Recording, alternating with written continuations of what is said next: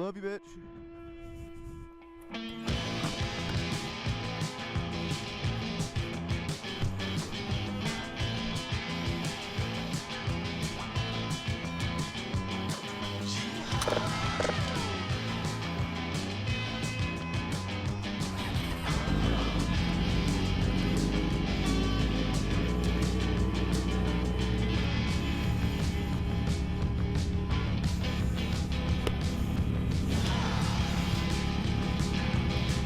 First ride.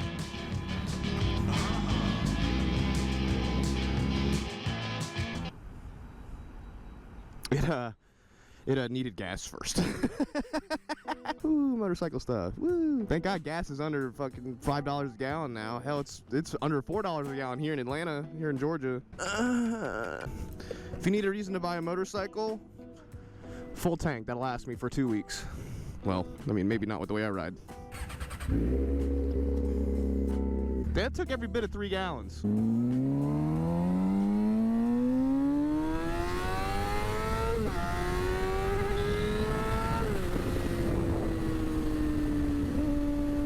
Well, that wasn't 100. All right, there we go. First time on the bike, rocking 100, easy. God, this thing sounds really good. Holy shit, man! I'm on a sports bike again!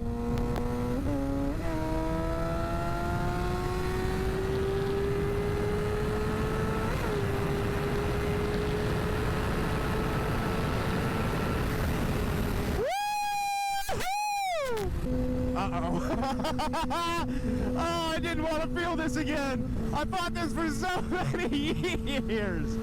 Oh my God. Now there are rules and stipulations that come with buying a motorcycle again, Dan, and you gotta obey and respect them. All right, first of all, first and foremost, no more wheelies. We are done with that. I can't do wheelies anymore, guys. I just don't. I don't want to. I don't have it in me. C7 Corvette. I don't want to do wheelies no more. I just want to ride my bike, go places, have fun, maybe go a little fast from time to time, but really that's, I swear, man, that's about it. That's why I bought this bike. I plan on doing some things to it, you know, here and there. It needs levers. I can powder coat stuff now, so I have a lot of plans for that kind of shit. But for the most part, man, this is a ride-em bike. I just want to ride my bike. I just want to ride my bike with no handlebars, you know? No handlebars. Does everybody remember that song like it's fucking 2007? Jeez. I'll boogie on over here. Man, this shit does just come right back to you, though. I'm so embarrassed to say this, but I have been, like, in my own head about riding a motorcycle again for, like, weeks. You know, once Laura and we talked about the idea of me getting a motorcycle again, and I was like, man, I don't know, it's been forever since I've ridden a sport bike. What happens if I don't like it? What happens if it doesn't click with me like it used to? And she's like, you're not that person anymore. You'll be safe. You'll have fun. You'll have a good time. And most importantly, the viewers will be happy. Your viewers will have a great time. I really need to get on over. I'm gonna kind of boogie. Yo, man, look at this. Not to plug my own shit, but look at this AutoNation pink license plate cover. I see these fucking everywhere, man. Why you gotta buy some low-quality license plate covers like that? Buy some high-quality ones that I make and powder coat and give me your money. I assume that those just come on the car and people just never take them off, but there's other options out there. Think about all the cool custom ones that I make, like Slow AF. That fits your car perfectly, right? What about Sketchy AF? We all know that your car's missing half a floor pan, no carpet, no dash, nothing but airline switches, and has an ECU that turns on and it sounds like the wild chancleta in its natural environment. It's got a sticky throttle. I can fix that. I'll fix that when we get to the shop. That's where I'm on the way today. I'm on my way to the shop. I'm just gonna work on the dually today. You guys can see some of the progress that I've done. I got a video on the center console coming really soon. I mean, God, it feels like I'm working on the dually again. I'm on sport bikes, moto vlogging again. What is it, 2017? Well, first of all, I'm on a red Gixxer. Let's go ahead and get that out of the way, man. Why the fuck did Do It With Dan buy a Gixxer after spending so many years talking shit about them? For the life of me, guys, I don't really have a perfect answer for you, to be fair.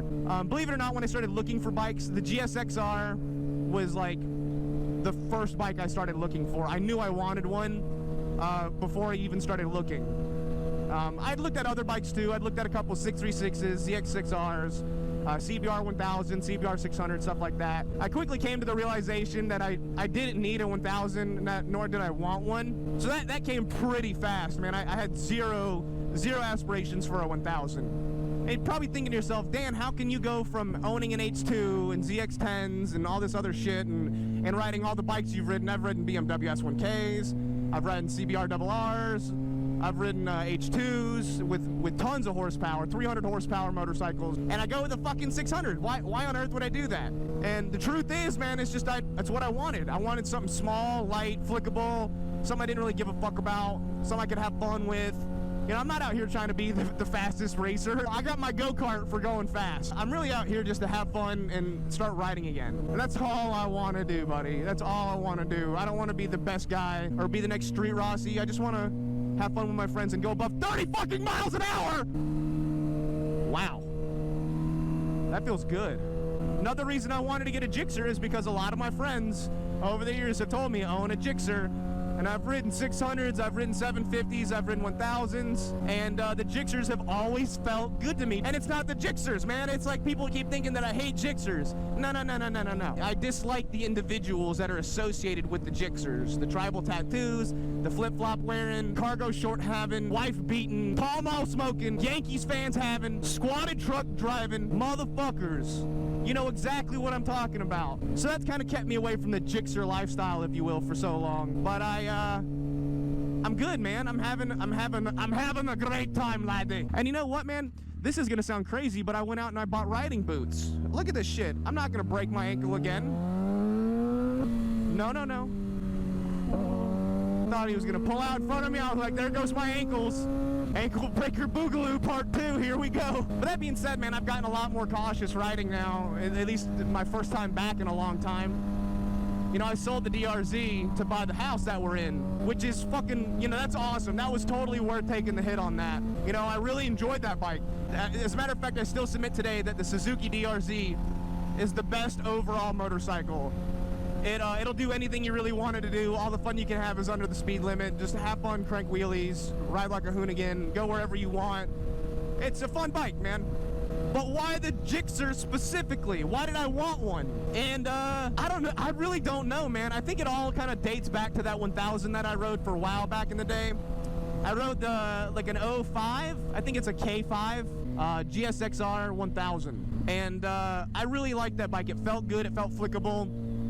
You know, if you wanted power, you just romp on it and give you power. And I decided I didn't want a 1000, so the answer was really simple. And it was also what was in my price range. To find one in decent condition and find one in a great condition, actually. I should say that this is a great condition motorcycle, considering the used motorcycle industry at the moment. It was a no-brainer to go with this. And not to mention that I bought this from a friend. This bike was listed for $6 grand. My buddy, who I didn't realize was my buddy, I was looking at his profile. He goes, dude, we went to high school together. And I was like, holy shit, yeah, we did. And he knocked some off. He came down and met me at my price point because, I don't know, I guess he loves me. It was very nice of him, very, very nice of him. He didn't have to do that. But he came down and met me at my price point. It was very cool of him. It was a no-brainer, dude. The styling on this bike, in my opinion, is the best out of all the bikes. This particular year range of Gixxers, GSXRs, just fucking flawless, bro. Fucking flawless. I'm trying to get used to blooping the throttle all over again. I feel like I'm learning how to ride motorcycles again, to be honest with you guys. And I'll be fair, man, the 600, I don't know if it's 600 exclusive, but I feel hunched over on this thing. I feel really big on this bike. To be fair, I feel massive, and I'm 5'8", 180 pounds, you know? Husky, but not, you know, not fat, not skinny, not tall, not a little person. Man, let's listen to this thing one time. Fuck, man, this sounds so good.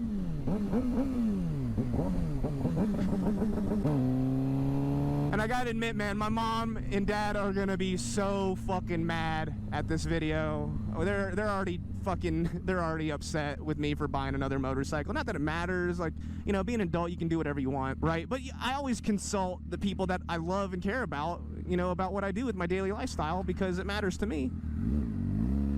Clutch grab is a little late on this thing, but I don't think it's the bike's fault. I think it's just motorcycle stuff, you know? Versus the DRZs, throw was pretty much immediately. And getting used to riding boots is interesting. I keep getting them hung up on shit.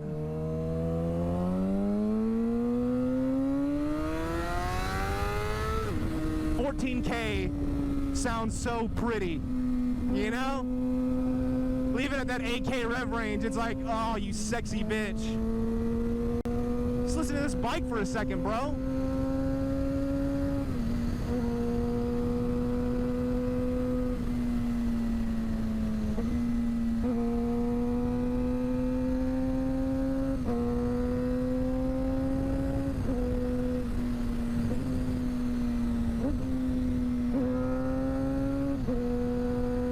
You can usually tell how good a clutch is based on how it pulls. Let's see how our clutch is feeling, because you know this is a new bike, 15K miles. I don't know it very well, so a good way to test your clutch, I tell this to a lot of my bike riding buddies, a good way to test your clutch and see how it is, get going slow, get it in a top gear. You know, I'm only turning 3,000 RPM right now, and then you just full throttle it. The power, if the clutch is going bad, the power will overpower the clutch and it'll start slipping. It didn't do that. So our clutch is good. I know this bike was pretty well maintained. You know, it's got some here and there's, which I'll go over in a separate video with you guys. But I really just wanted to do a first ride. And man, has it been fucking awful lately. Like, it's been raining for the past week. Shitty weather, and I've had 10 million other things going on. Plus, like, major life-changing shit going on. Definitely for the better. Coming out on the other side, for sure. For sure. Let's get back to my roots. Riding bike feels real nice. One of them real boys. Did you guys just get a fucking chill up your neck like I did? Oh, let's stop for the kitties. I'm gonna be a good boy. Look at me being a responsible. You guys remember that video where I flew by the bus and like I passed it in oncoming traffic? I can't believe the kind of shit I used to do. Maybe I should do like a breakdown of the dumbest shit I've ever done on YouTube.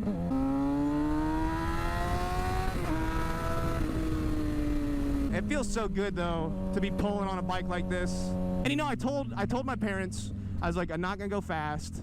just enough to satiate them so they could sleep, right? I'm like, I'm not gonna go fast and I'm not gonna do wheelies, which you know, my idea of fast is 200 miles an hour these days, and I'm not gonna do that. But I'm certainly not doing wheelies. Like, I gotta draw the line somewhere, you know, like, I gotta do what's best for me. I got boots, I'm wearing a jacket and full gloves, in the middle of summer, like, well, September.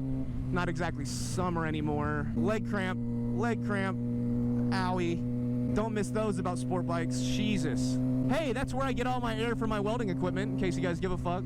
I usually get 100% argon or 75-25, depending if I'm MIGging or TIGging that day. Can I get a Pepsi and chicken nuggets? Oh, that would be such a cool place to take photos. Holy shit. Maybe on my way home. But I'm almost to the shop, so I'm gonna go ahead and get derobed and get to work. So let's see what we're working out on the dually today.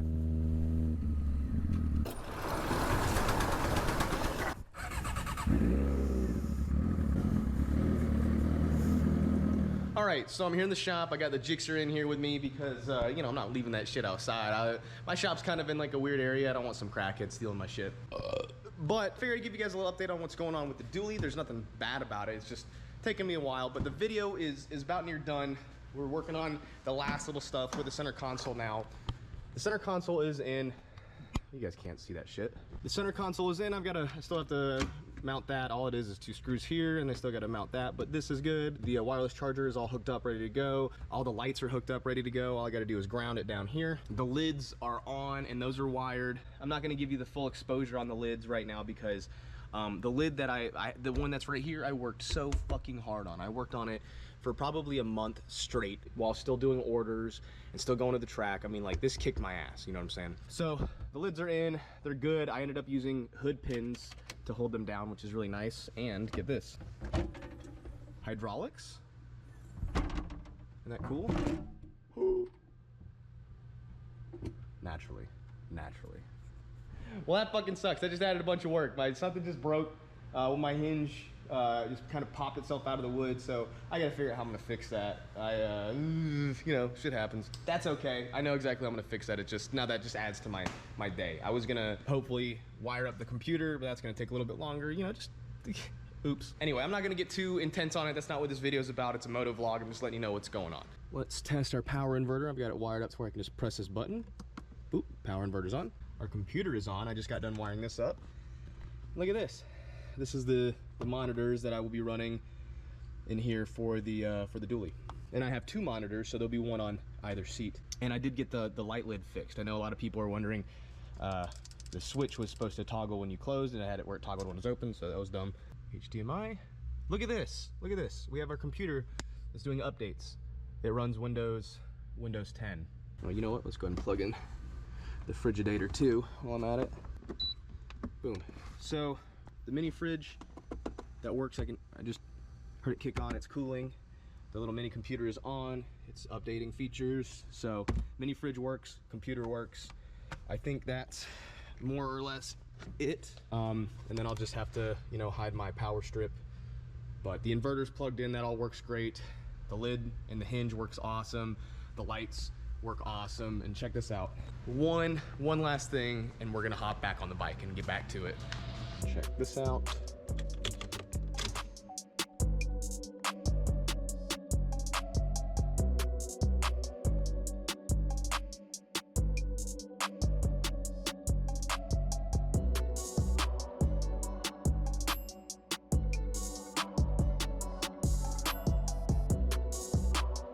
All right, that's all you get for right now. That's it.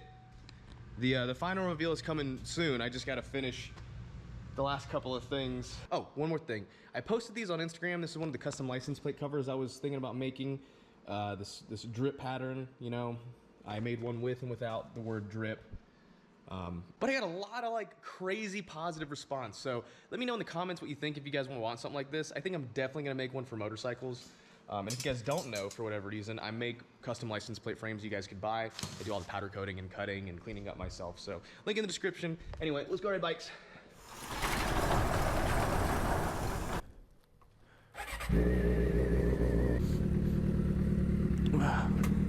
All right, what a fucking day of work, right? Not a bad day, really easy. I mean that in the best way possible. Like, I love it when I have good, easy days. You know, some minor shit happened with the lid. I got that fixed. That should be good to go. Pretty easy fix. Just needed some epoxy to fill in them holes. You know, using those threaded nut inserts, giggity, MDF is kind of iffy because there's not a whole lot of material for it to grab onto. So when you're using like regular fibered wood, or grained wood rather, it'll hold a lot better, but it doesn't quite do as well when you're doing it with MDF. So that was my issue. So basically, to negate that, I filled each hole with epoxy and reset those bitches down. So that fixed my problem. I'm letting that sit. That's kind of like the big thing. And I got the computer all fucking... Ooh. Okay. I haven't hit that turn. I got the computer all plugged in and working. That's fan-fucking-tastic. The last thing I need to do is throw the seats in, but with the seats, I'm doing some custom seat belts, and I'm waiting on those. I gotta send those out. So that's not gonna stop me from putting the seats in the meantime. That just means I'll have to pull them back out. So that's tomorrow's problem, not my problem today. I gotta go home and smoke some pot and hang out. I'll tell you what though, man, I was talking to Laura. She was checking up on me. She's like, how's the bike? And I'm like, yo, I fucking love it. It's perfect. It's exactly what I wanted. It feels good, it sounds good, it rides good. And it's just like, man, it's exactly what I fucking needed, man. It's exactly what I needed. You're not gonna pull out in front of me, are you? You're on your phone? No? Okay. I got to thinking about it. This is the first time I've been on a sport bike in like probably years at this point. I haven't ridden a sport bike in a very long time. And honestly, man, I kind of forgot what this life was like. I feel good about the time that I started back on 2 wheels. You know, it's not 9,000 degrees. The sun isn't trying to kill me right now. And plus with the MS shit, I gotta stay out the sun with my fragile little body. But God, dude, this just feels right, doesn't it? Does this feel right to anybody else? I like my boots too, man. I really do. I spent what I felt like was an absurd amount of money on boots because they're not like work boots. You know, I'll spend $300 on work boots because I use the shit out of them, right?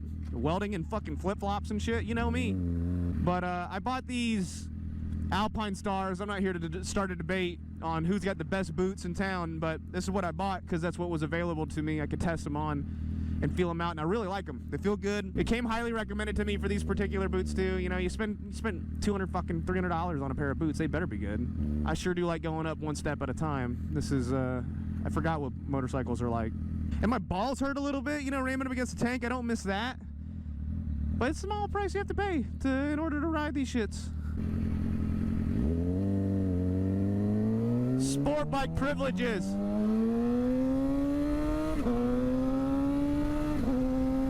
Oh God, it feels so good to feel good. I never feel bad on a fucking bike, man. Even when I broke my ankle, like that shit didn't even hurt. I know that sounds absurd. You're like, damn, dude, how did breaking your ankle not hurt? It just didn't. Like, the act of breaking my ankle didn't hurt. I would say the only time it hurt is when I was laid out in the street, right? And a paramedic who was off duty happened to be there and was helping me out. And when the cops showed up and when the paramedics showed up that were on duty, he wasn't paying as much attention, you know? He felt more comfortable because he had his buddies with him. Fucking kicked my ankle. Like, wasn't even looking, kicked me right in the fucking leg. My ankle went boogunk. And I almost vomited. And by the time it started to ache a little bit, they put me in the back of that ambulance and gave me fentanyl. And I was like, oh, fuck me up, dude. They gave me that shot of fentanyl, and I was like, good gravy, is this what I've been missing out? I get why people die on this shit, for sure. No, all jokes aside, it just kind of felt like it was a very low dose. I asked them to whatever. I'm funny about prescription stuff. I know that shit'll kill you, and that shit'll make you addicted. I'm just funny about them. I don't like them. They never make me feel good anyway, but that little low dose of fentanyl, it was like I smoked the perfect joint, you know? Not too crazy where I was like manually breathing or trying to fold the dishes or anything like that, you know what I'm saying? But it was just good enough to where I could feel that shit and I didn't give a shit that I broke my ankle. Once I get the new fairings for this bike, I will never want to ride it again. It'll be so pretty because I hand designed them myself. And Monster Fairings is painting them for me and creating them for me, so very stoked to show you guys that. If you follow me on Twitch, and you come into the Twitch streams a lot, you got to see it. And I have been streaming on Twitch quite a bit lately, you know, once every other day for the most part. That's like my go-to. Yo, so my ADHD self got so caught up in writing that I actually forgot to make an outro. So I'm just gonna say this. Thank you guys for watching. Thank you guys for following along. Thank you guys for liking the video or leaving a comment or whatever you do to help support me in any ways that you do. I appreciate it. I love you guys, and I can't wait to ride this bike more and bring you along with those adventures. Until then, I will see you in the next one. Have you been involved in an accident where you got hit, or maybe you hit somebody, you know, insurance took you through a ride on that? You could be entitled to some money. Isn't that right, Jordan? Yeah, absolutely. I'm Wooten. I own Wooten, Umpire, and Appraisals. I'm an appraiser. I do diminished value, do actual cash value, appraisals to combat other insurance companies' lower estimates. If you've been in an accident and you have the vehicle repaired and it's not a total loss, you're entitled to something called diminished value. You get in an accident, let's say I hit Dan. I'm out in the parking lot, I drive into Dan. We're both entitled to diminished value reviews. An insurance company will make that offer after the vehicle is repaired, and it will be a significantly lower offer than what you're entitled to. That's where I come in. I do a report that displays what the vehicle was worth before the accident happened and what the vehicle was worth after the accident, which could have been a $25 offer or a $0 offer or a $500 offer. My report could say $4,000, $8,000, $12,000, just depends on the year, make, and model. Best part about my report is what it comes with additionally, which is a guarantee. My guarantee states that if I don't get you at least what the insurance company offered you, plus the fee that you pay me, or more, I refund you 100% of the money. I either get you more money or I give you all of your money back. But Jordan, I've been in an accident in the last 4 years and I've already had insurance pay me for diminished value, and it was only like $500. Am I screwed? No, you're not screwed. So if you were in an accident 4 years ago, I'll review it. All the reviews of diminished value cases are free. I can still help you on diminished value, even though you've cashed that check. So most people think, oh, well, they sent me a check. That's all I'm getting. That's it. No, that's not all you're getting. Additionally, you might have even sold the car. It's not yours anymore. It belongs to somebody else. You can go back and still get more money on that vehicle. That payment goes directly to you. You know, let's say it's $50,000. That $50,000 goes to you. I don't take a percent. I don't take anything out of the payment. One-time fee. If I can't help you, and at the end of it, I do all the work, I do the report, and I still can't help you, full refund. Whatever you pay me is full refund. Jordan is a close personal friend of mine. I trust him wholeheartedly. This is literally what he does. He helps people get money. He's helped me out multiple times in my accidents. If you guys use coupon code DOITWITHDAN at checkout, or just let him know in the comment section that you saw him from my video, he'll give you $25 off of his appraisal price. Yep, absolutely. And it still comes with a 100% refundable guarantee. Yep. There's literally no downside to this. I mean, it's just money laying on the table for you. It's in a drawer you didn't know about. Most people don't know about diminished value or what it is. Consider it a recommendation from a personal friend. He can hook you up with that. I guarantee it. Contact him. His information's in the description. It's going to be in the description of all my videos from now on. So I guarantee it. I guarantee it. Want to do like a point of the camera and guarantee? Or to say it comes with a guarantee. Comes with a guarantee.